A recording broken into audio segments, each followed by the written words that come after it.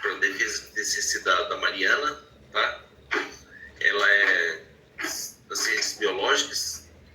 Falei para ela que o Thiago também é ciências biológicas, né, Thiago? Você tem muito a se falar, então, a mesma língua, assim, né? E agradeço muito a presença dos dois aqui na defesa da Mariana, certo? Que seja muito produtiva a sua defesa, Mariana. Agradeço muito. Obrigada. A palavra é sua.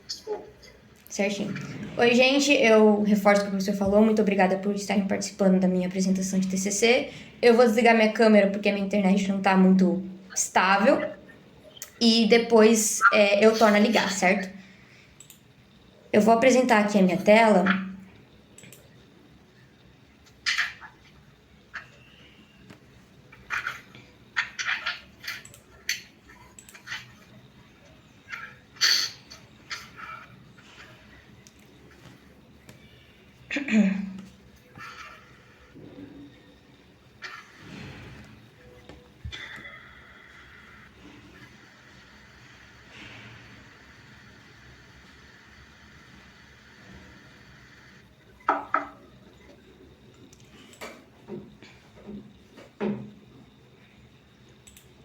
Acredito que você já vê minha tela, né?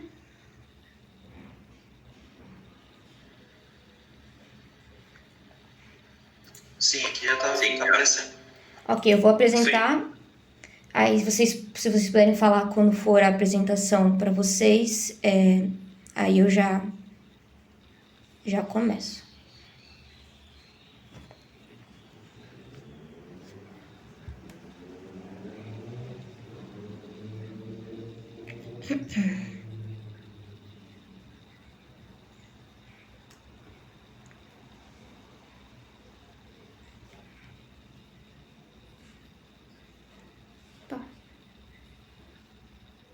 Foi.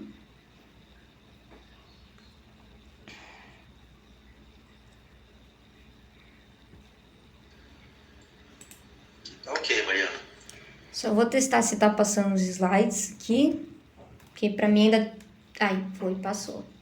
Mas tá travado isso. Tá passando, mas tá travado, que agora não tá voltando. Isso, voltou. Bacana. Deixa eu só pegar aqui o...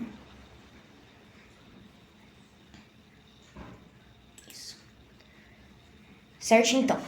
Bom, novamente, eu sou a Mariana, eu vou apresentar para vocês meu TCC, ele se chama Desenvolvimento em Sílico de Fármacos contra 4 variantes de preocupação do SARS-CoV-2, e meu orientador é o professor Nelson.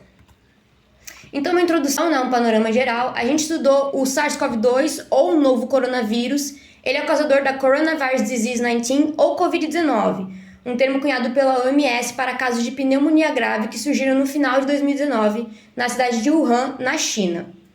Esse vírus é um vírus da família Coronaviridae, essa é a estrutura básica desses vírus.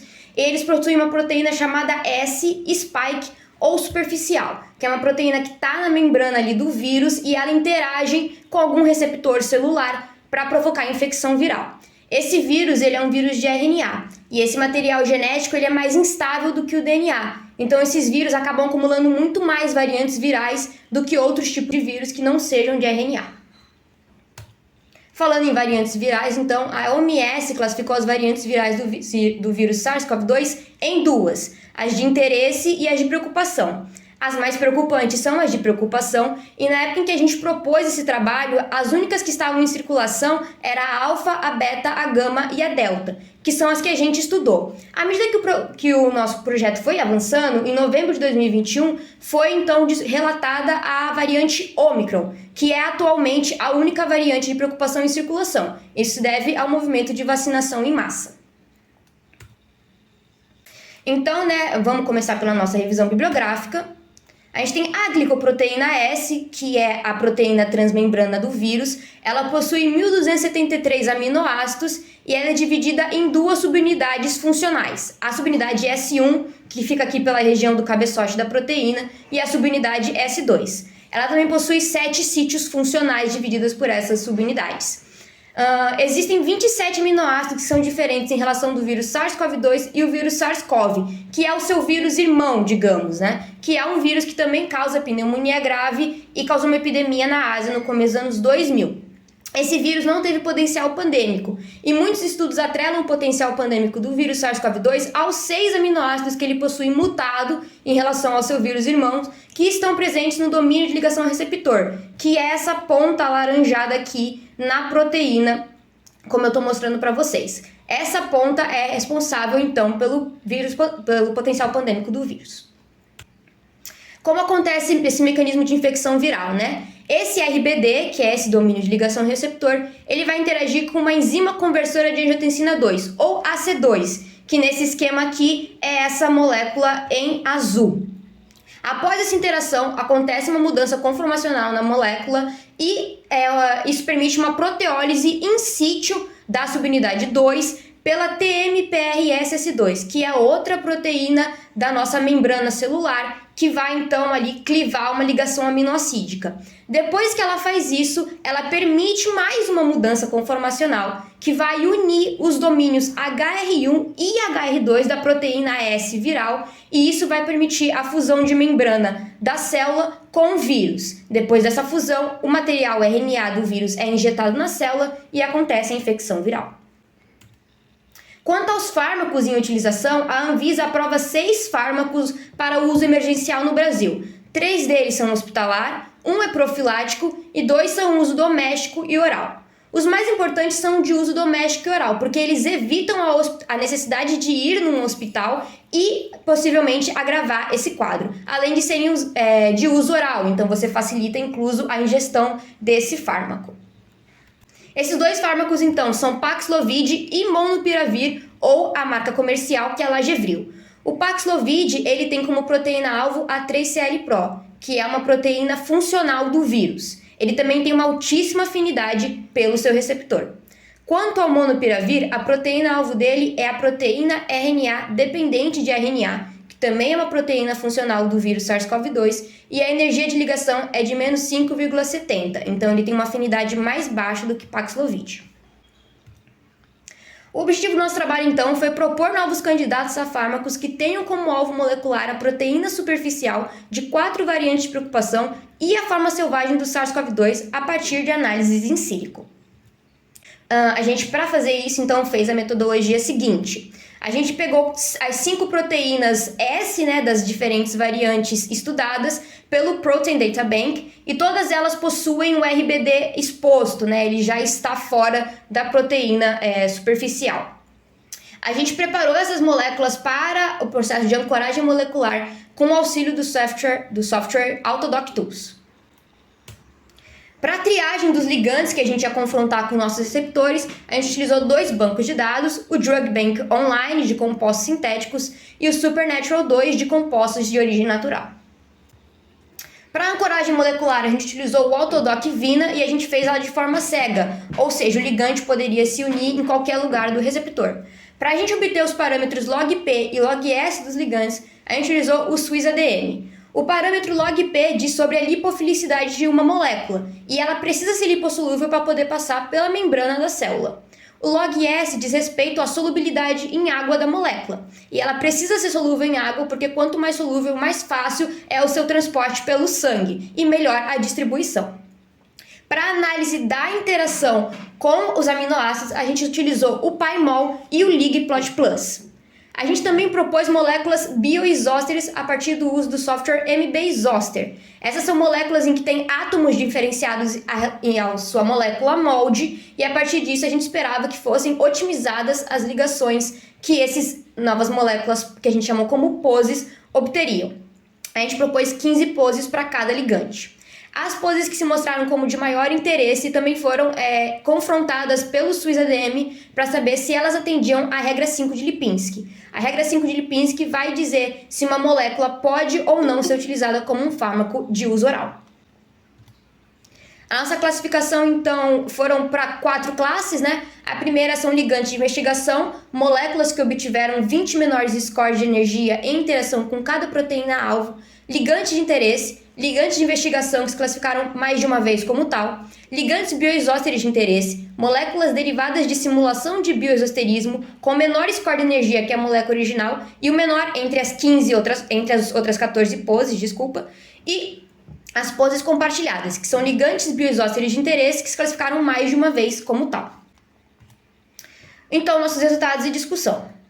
O nosso banco de dados obteve majoritariamente suas moléculas do Drug Bank e nenhuma das moléculas do Supernatural 2 obteve uma performance melhor do que a dos compostos sintéticos. Então, as nossas análises se remeteram apenas aos compostos sintéticos. A gente também utilizou os parâmetros de Molnupiravir e Paxlovid para poder comparar os nossos ligantes. A gente tem, então, as energias de ligação em quilocal por mol de ambos os medicamentos. A gente também tem o peso molecular deles, o log-P e o log-S. Bom, aos ligantes de interesse, 18 moléculas se classificaram como ligantes de interesse, sendo elas 6.751, 6.960, 14.956, 14.957 e 14.958 foram as únicas que atenderam a regra 5 de Lipinski desses 18 ligantes de interesse. Quanto às poses compartilhadas, 9 se classificaram como tal e apenas uma, que é a pose 12 do composto 6.960, atendeu a regra 5 de Lipinski. Ela também é a única pose que se derivou de um ligante que já atendia a regra 5 de Lipinski.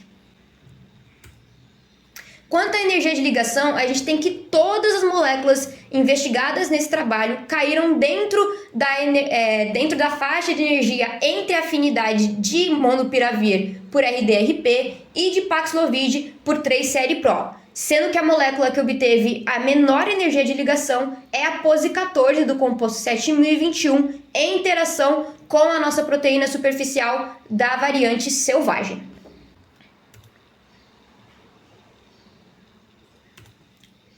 Quanto ao log-P, a gente tem então que nenhum ligante analisado obteve uma lipofilicidade maior do que a de Molnupiravir. Entretanto, a lipofilicidade foi maior em 7 ligantes de investigação, para um ligante de interesse e para um ligante bioisóstere de interesse em comparação com Paxlovid. Quanto ao peso molecular, os nossos ligantes, aqueles que atingiram abaixo de 500 Dalton, também caíram dentro da faixa entre Molnupiravir e Paxlovid. Foram 10 ligantes de investigação, um se classificou como ligante de interesse, que é o 6.751, e todas as 3 poses que ele gerou que se classificaram como ligantes bioisósteres de interesse, a 11, a 13 e a 14, também obtiveram um peso entre Molnupiravir e Paxlovid. Quanto à análise de interação com aminoácidos, a gente tem que o composto 9.612 é o único que vai interagir com os domínios funcionais RBD e HR1 nas 5 proteínas-alvo. A gente tem outros dados aqui, como por exemplo ligantes de investigação. Foram 9 ligantes que interagiram em algum desses domínios para a proteína gama e delta, 8 para a proteína alfa e beta e 3 para a proteína selvagem. Quanto aos ligantes de interesse, foram 6 ligantes para a proteína delta, 5 para beta, 4 para alfa e gama e 3 para selvagem. Quanto aos ligantes bioisósteres de interesse, 14 para delta, 5 para gama, 4 para selvagem e alfa e 2 para beta. É importante ressaltar que as poses 8 e as poses 14 de 9.612 e 7.021 não foram lidas pelo programa LigPlot+. Isso é um infortúnio, porque a pose 8 de 9.612, ela foi a única pose compartilhada, que foi compartilhada por 3 nossos receptores. Todas as outras se apresentaram apenas como ligantes bioisósteres de interesse para 2 dos 5 receptores. E a pose 14 de 7.021 foi a que obteve maior afinidade por um dos nossos receptores, mas a gente não sabe onde ela interage na molécula. Quanto aos poses compartilhadas, né, a gente tem que dos 14 ligantes de interesse de delta, 3 são pose compartilhada, dos 5 para gama, nenhum é pose compartilhada, dos 4 para selvagem, 2 são pose compartilhada, dos 4 para alfa, 1 é pose compartilhada, e dos 2 ligantes que interagem com um dos domínios funcionais para beta, nenhum é pose compartilhada.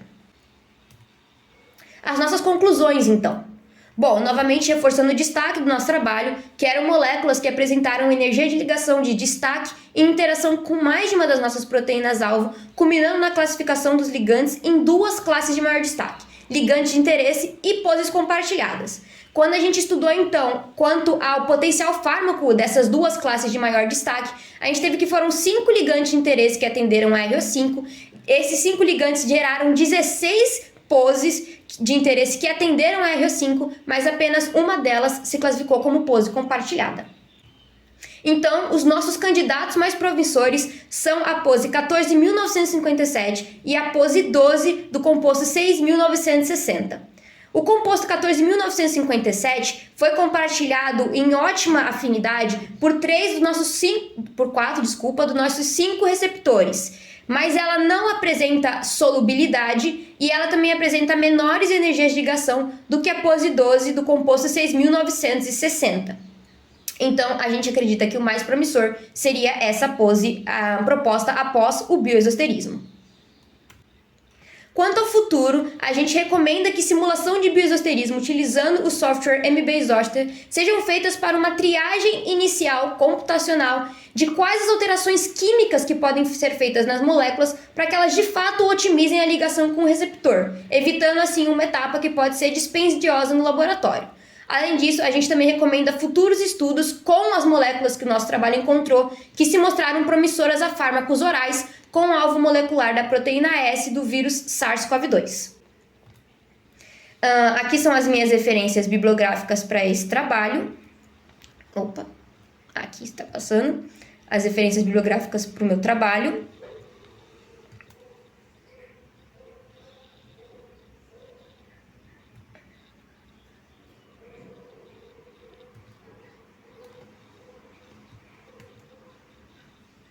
Eu quero agradecer muito a atenção de vocês que me assistiram, também ao Laboratório MOL CS por ter me dado a oportunidade de fazer uma IC com bolsa, que foi a que me deu os dados para continuar esse meu TCC aqui. Também agradecer à Unifal por ter me disponibilizado um curso de altíssima qualidade e também à coordenação e aos professores da biologia que me deram uma visão de mundo totalmente diferente. Agora eu aguardo as vossas perguntas. Muito obrigada. Muito obrigado, Mariana. Excelente apresentação. A gente vai seguir, na verdade, a ordem. Gostaria de chamar o Tiago para fazer as primeiras colocações, né, as sugestões necessárias para a melhoria do trabalho e tudo mais. Muito obrigado, Tiago. Vontade, viu? Eu que agradeço o convite, Nelson, Mariana.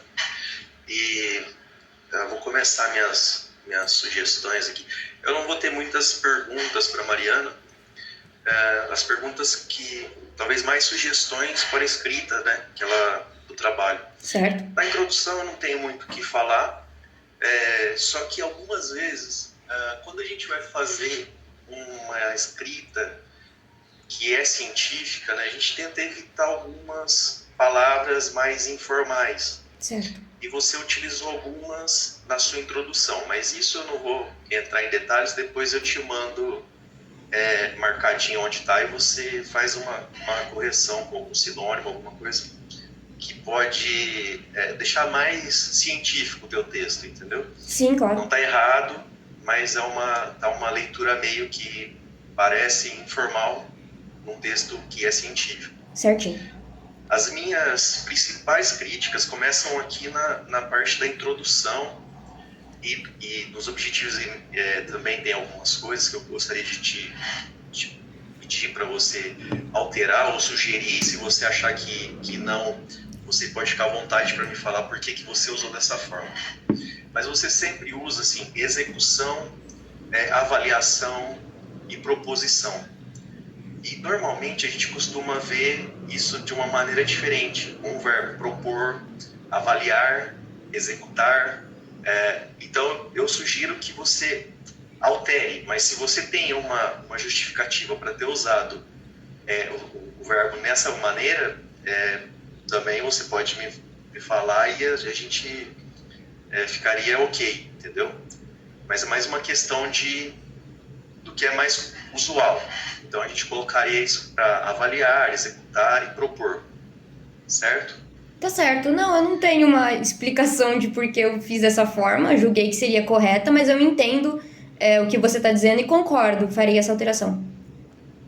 Tá. E aqui também, quando você vai especificar os objetivos, você pode colocar eles em forma de uma lista, entendeu? Fica mais fácil da gente compreender que você tinha 4 objetivos aqui e lendo assim parece que fica meio que misturado, mas você poderia dividir eles por linha e você ficaria com 4 objetivos específicos aqui que eu acho que ficaria um pouco melhor para a leitura, tá? Tá certo. Bom, nos materiais e métodos, você não coloca aqui, não fica claro, e na aula também você não falou, quais foram os critérios de busca dessas estruturas no PDB. Quando a gente entra no PDB e procura essa estrutura, a proteína spike do COVID, tem lá milhares. Sim. Tem com NM, tem com raio-x, tem com valor de resolução mais alto, mais baixo. Isso a gente costuma colocar assim no materiais e métodos. Então você poderia ter colocado aqui, os critérios são se você já tivesse a estrutura, um valor de resolução dela, quais foram os termos que você utilizou, quais foram os requisitos que você utilizou para escolher essas proteínas que você escolheu para o seu estudo, entendeu? Sim. Eu acho que ficou faltando isso no texto. Então, por exemplo, se eu pego a sua monografia e tento replicar esse estudo, eu só conseguiria chegar na estrutura porque você colocou o código aqui, mas se eu fizesse uma busca, talvez eu não encontraria as mesmas estruturas que você, entendeu? Entendi. Deixa eu ver aqui outra coisa. Você falou das preparações que você fez nos ligantes e nos receptores usando o ADT, né? Só que quais foram essas modificações, essas preparações? Você não coloca aqui no materiais e métodos e nem na aula. Então, assim, você inseriu hidrogênio, você tirou água, como foi seu grid? Qual foi o desenho do grid, do grid box para você fazer esse docking, entendeu? Uhum. Então, faltam um detalhamento um pouco maior aqui na parte de materiais e métodos. Tá certo. Deixa eu ver o que mais. Bom, os critérios de seleção do ligante, eu acho que você utilizou o quê? Você partiu da estrutura do que já tinha desenvolvido? Ou você entrou e baixou o banco todo e quis ver o que dava? Foi mais ou menos isso. Então você não tinha uma estrutura, você partiu dos que tinha no mercado, mas você não usou a estrutura deles como uma base para pegar por Tanimoto, por exemplo, para saber quais eram os mais semelhantes, o que poderia funcionar melhor. Você partiu para o que desse e estava valendo, era isso? Isso, não teve um critério de seleção de quais seriam esses ligantes, né? A gente só pegou a biblioteca e depois fez o docking. Certo. E essa comparação que você fez para saber as 20 melhores poses ou os 20 melhores scores de ligação, você partiu do que já tinha sido, do que já estava em uso no mercado, já era aprovado para uso, foi isso? Não, então, o docking, ele depois que faz, né, o script que a gente usa, ele fornece uma tabela. E nessa tabela, então, você tem a interação, né, descrita e qual é a energia de ligação que foi obtida com o docking. Então, eu utilizei as 20 menores, então as 20 primeiras da tabela. Nesse momento, eu não estava utilizando a literatura ainda para classificar os meus ligantes. É que, porventura, também não teve nenhum que estava abaixo no caso lá do monopiravir, menos 5,70 kcal por mol. Então, por isso que caiu ali, mas eu não usei isso como um critério excludente de molécula. Tá. Porque eu fiquei meio na dúvida. Eu falei assim, como você fala as 20 melhores, mas do resultado do Vina, né? Você coloca Isso. lá as 20 poses, mas do resultado do Vina. Mas assim, como eu saberia que é melhor se você não está usando Você não me falou que você usava aquele que estava no mercado como um parâmetro. Então, não daria para, lendo o texto, falar assim, mas as 20 melhores em relação ao quê? Entendi. Em relação ao que já está no mercado, mas como você disse que o que desce estava bom, aí fiquei um pouco mais com dúvida por quais seriam essas 20. Mas agora você me explicando, o que você quis dizer aqui, você pegou os 20 melhores resultados do Vina, né? Isso. As 20 melhores poses do Vina e utilizou. Tá. Deixa eu ver se tem mais alguma coisa aqui.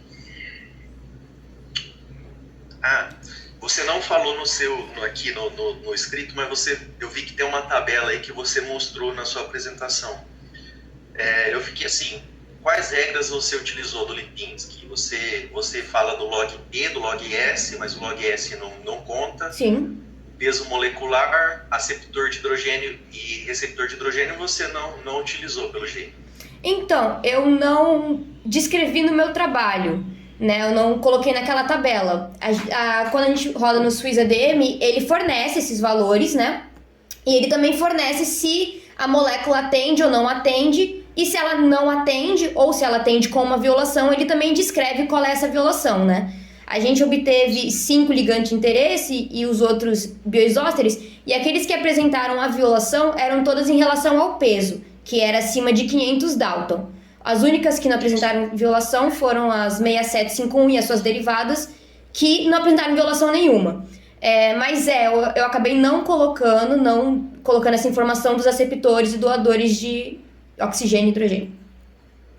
Tá, isso não faria tanta diferença aqui, mas você poderia citar que os outros dois parâmetros, aceptores e doadores de hidrogênio, não fariam diferença para você. Entendi. E uma outra informação que faltou foi assim, que até foi uma observação minha aqui, mas depois eu vi que na aula você colocou. Quanto você aceitava de violação, entendeu? Porque Sim. A gente sabe que uma regra, tudo bem, às vezes pode, se a gente colocar vários fármacos aí que são aprovados para uso, eles vão, pelo menos uma violação de Lipinski eles vão ter. Mas eu vi que na tua tabela aí, da tua apresentação, tem, que você permitiu até uma, pelo jeito. Isso mesmo. Uma violação você aprovou.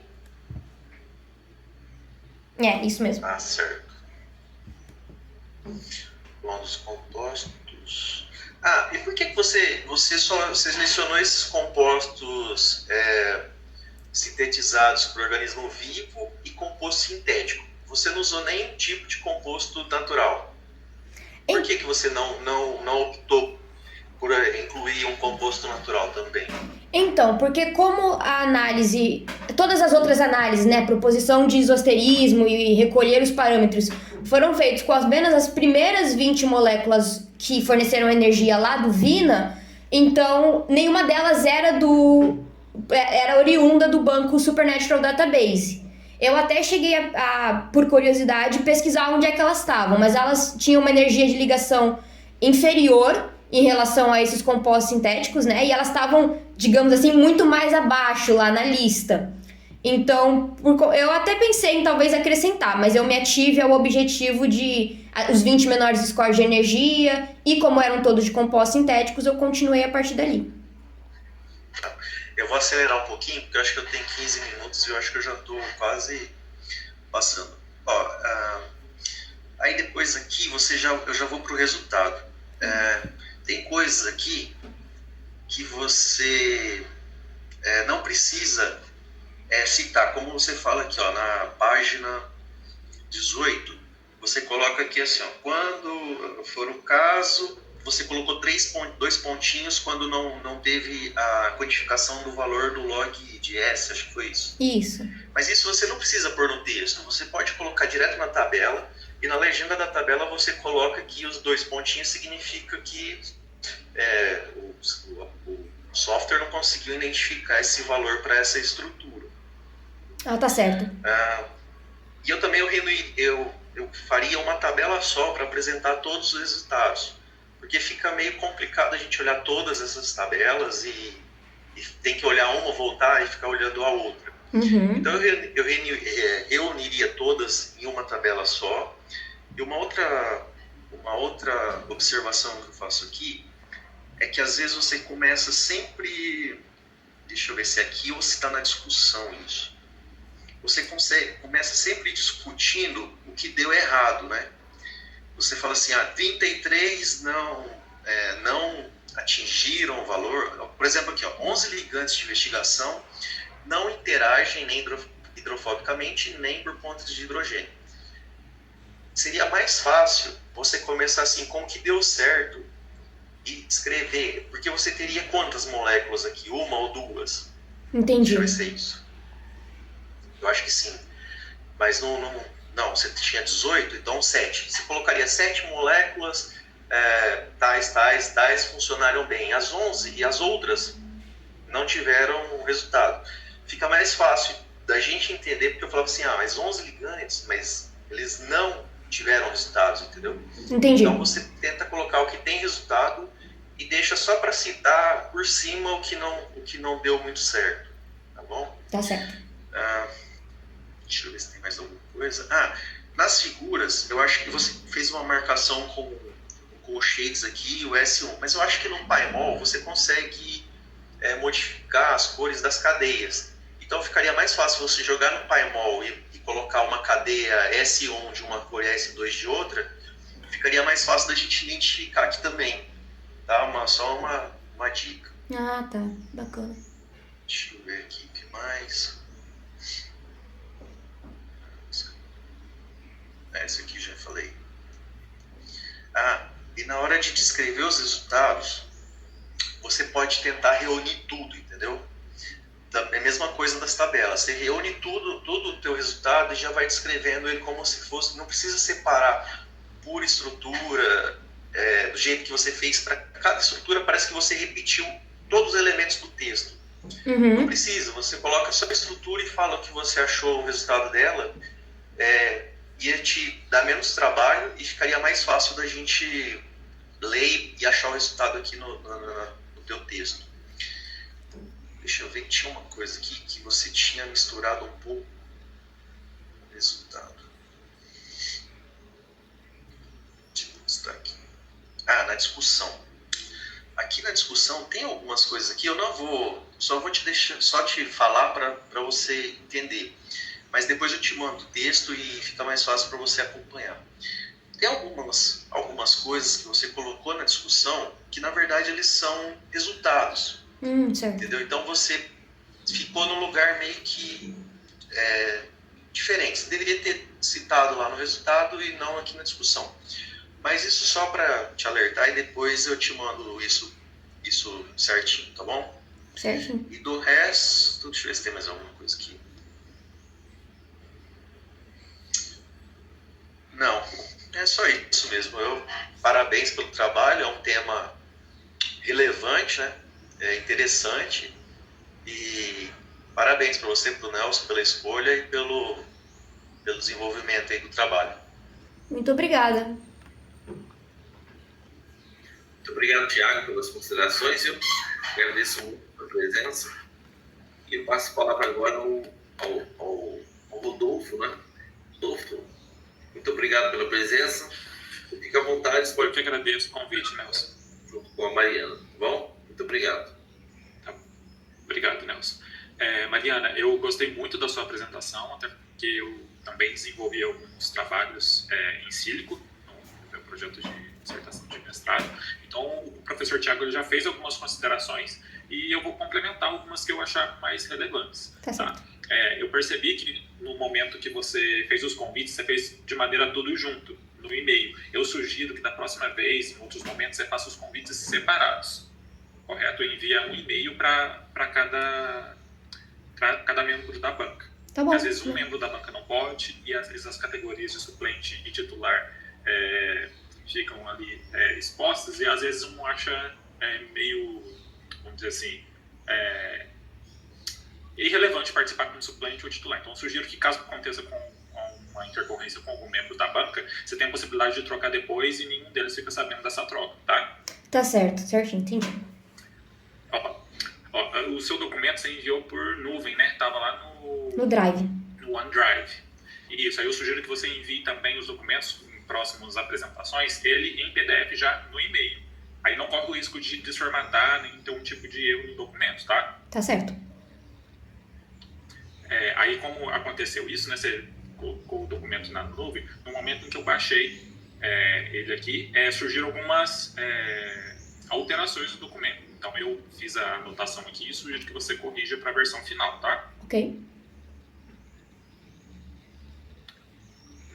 Tá. Aqui no seu resumo, você coloca um termo aqui, medicamentos para combate a um agente patógeno.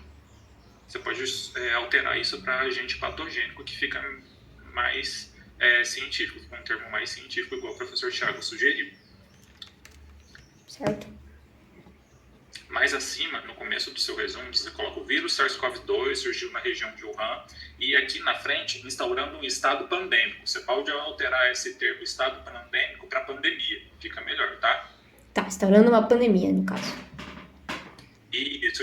Eu estou seguindo aqui o seu manuscrito que você me enviou. Não, certinho. Aí tem algumas alterações aqui de formatação do documento, mas isso também é corrigível, né? Tem algumas sugestões de correção de termos de frase também que ficaram bem confusos. Aqui, por exemplo, na introdução, você coloca assim, um termo cunhado pela Organização Mundial. Cunhado seria de moedas, né? Você pode substituir esse ou utilizar uma palavra sinônima para colocar aqui que foi criado, né, pela Organização Mundial da Saúde. Entendi. Mais à frente na introdução também, você coloca aqui o termo agente epidemiológico. Agente epidemiológico é aquele que bate em porta da casa da gente, como se fosse um agente da dengue, para poder fazer a vistoria sanitária, sabe? Entendi. Aqui seria um agente etiológico. Ah, tá bom, não sabia. Seria o correto, tá? Tá bom. Mais abaixo você começa uma frase com é sabido, você pode alterar isso por sabe-se, e dar continuidade à frase. E na mesma linha, na mesma frase, você coloca um termo instabilidade genômica. Eu sugiro você alterar isso por variabilidade genômica, fica mais agradável do que instabilidade. Deixa eu ver. Um outro termo que você colocou aqui, que eu peço para você confirmar depois, é a proteína spike. Você também colocou ela como superficial. Aí eu vou sugerir que você confirme o termo superficial para ver se realmente está em artigos e tudo mais, tá? Ou você pode retirar esse termo e manter só proteína spike ou proteína S, como todo mundo conhece, e até você mesmo colocou na imagem no modelo da sua apresentação, tá? Tá certo. Aí de verde, eu coloquei aqui destacado no manuscrito um modelo de coesão entre os parágrafos, que isso é muito importante. Eu percebi que você, em alguns momentos, começa um determinado assunto num parágrafo e pula para um outro parágrafo, não tendo conexão entre eles. Então, eu grifei aqui para você revisar os parágrafos seguintes, né, de acordo com esse grifado em verde que eu coloquei aqui para você, tá? Ok. Um outro termo aqui que o professor Thiago mencionou, aqui fica bastante informal, lá no 2.1.1, estruturas resolvidas no Protein Data Bank. Você colocou assim, diversos biólogos estruturais começaram a correr para resolver estruturas proteicas. Aí eu pedi para você reformular essa frase também, tá? Tá certo. Um outro termo que você colocou aqui, mais abaixo, na mesma... mecanismo de infecção viral, no 2.2. No segundo parágrafo, você coloca o termo possa se alastrar para o sistema cardiovascular. Você pode utilizar uma outra palavra, um outro sinônimo, né? Como, por exemplo, pode propagar, ou pode se... deixa eu ver o que eu coloquei aqui. Verificar a palavra sinônima para alastrar e substituí-la na frase, tá? Fica mais agradável também. Eu peço também para você verificar os espaços em brancos. Tem muitos espaços em brancos entre um nível e outro, né? Deixa eu verificar aqui. E o professor Thiago havia mencionado a respeito dos objetivos, né? Eu penso mais ou menos igual a ele. Então, no caso aqui, o objetivo geral, ele deve ser bem amplo, mas sucinto. Então, até grifei aqui de amarelo para deixar uma sugestão de objetivo geral. Aí, aqui no manuscrito está aqui que você quer propor novos candidatos a fármacos, né? Isso pode ser resumido, por exemplo, para propor novos candidatos a fármacos das 4 variantes de preocupação e a forma selvagem do SARS-CoV-2 a partir de análise in situ. Fica uma coisa mais sucinta, mais refinada e, ao mesmo tempo, mais direta. E já no objetivo específico, eu sugiro você colocar todos os verbos no infinitivo, igual o professor Tiago falou. Então, executar, analisar, avaliar, tá? E você pode colocar várias, como ele mencionou também, vários tópicos, como se fosse uma lista. Então, você pode pegar algumas frases que eu grifei aqui e desmembrá-las em mais objetivos específicos de acordo com o seu trabalho, tá? Entendi.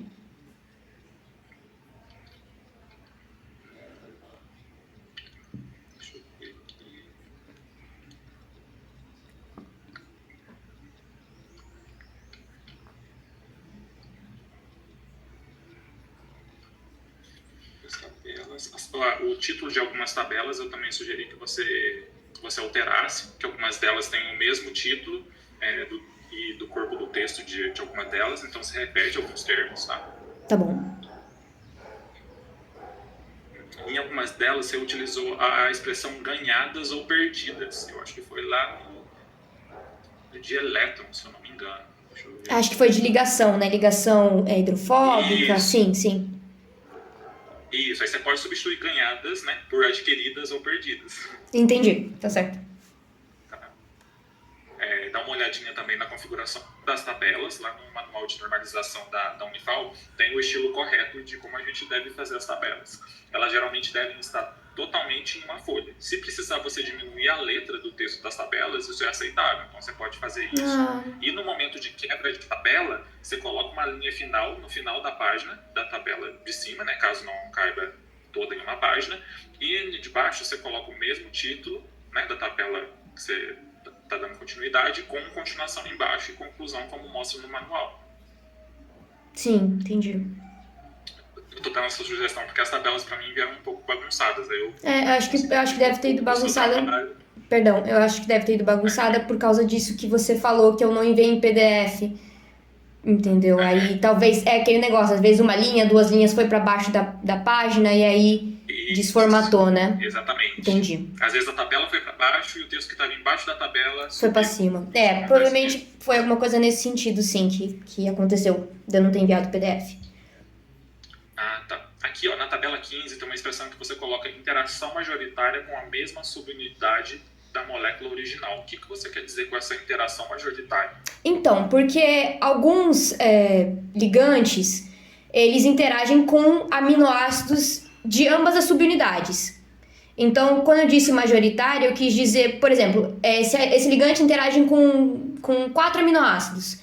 Desses 4, 3 estão na subunidade S1. Então, majoritariamente, os da subunidade S1. A interação acontece ali, mas ainda existe um aminoácido da S2. Então, eu não poderia falar que ele só interage com aminoácidos de uma das subunidades. Foi isso que eu quis dizer. Ah, perfeito.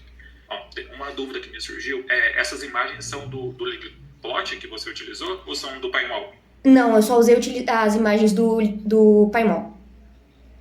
PyMol? Isso. Aí, por exemplo, no caso de imagem, você coloca na legenda, caso tiver necessidade, que da onde você retirou as imagens, tá? Entendi. Em alguns momentos do texto conhecido que você fala que utilizou do LibPlot, e as imagens do LibPlot geralmente elas são mais grotescas, sabe? Sim. Bem vermelhos, sabe? Aí você coloca realmente de onde você tirou para não as imagens foram do PyMol, as análises que foram do LibPlot, né? Porque o PyMol ele só mostra onde é que tá interagindo, não mostra aminoácido ali. Tá, aí tem algumas alterações, né, de quebra de imagem aqui, que depois eu vou enviar o documento para você. Certinho. Ah, tá. Tem algumas tabelas que você coloca parâmetros farmacodinâmicos e farmacocinéticos. Farmacocinéticos, eu acredito que seja o tempo de meia-vida da droga e do fármaco, e farmacodinâmica envolve absorção, distribuição, metabolismo e excreção. Eu acho que você não colocou esses dados nas suas tabelas, né? Não coloquei. aí então eu sugiro para você alterar os nomes dessas tabelas que estão com essa nomenclatura de parâmetros farmacodinâmicos e farmacocinéticos para os dados que realmente estão na tabela, tá? Entendi. Tá, entendi. É porque senão você coloca um dado na tabela que não está lá e pode haver questionamento, tá? Sim. Entendi. Aí, por exemplo, na discussão, também relacionada aos fármacos, você colocou aqui, ó, fármacos contra a Covid-19 está voltado para fármacos com absorção oral. Eu só peço para você confirmar se realmente a absorção é oral. Eu acredito que seja administração oral. Ah, sim. Eu devo ter usado a palavra errada, isso mesmo. Deixa eu ver aqui. Eu acho que as minhas considerações são só essas, né? Complementando algumas coisas que o professor Tiago falou. Novamente agradeço, né, o convite. Gostei muito do seu trabalho, até porque eu também tive alguns trabalhos envolvendo o toque molecular. E meus parabéns, Mariana. Muito obrigada. Muito obrigado, Rodolfo. Muito obrigado, Tiago. Mariana, excelente apresentação. Obrigada. Gostaria de ressaltar que Mariana, apesar de ter vindo de um grupo mais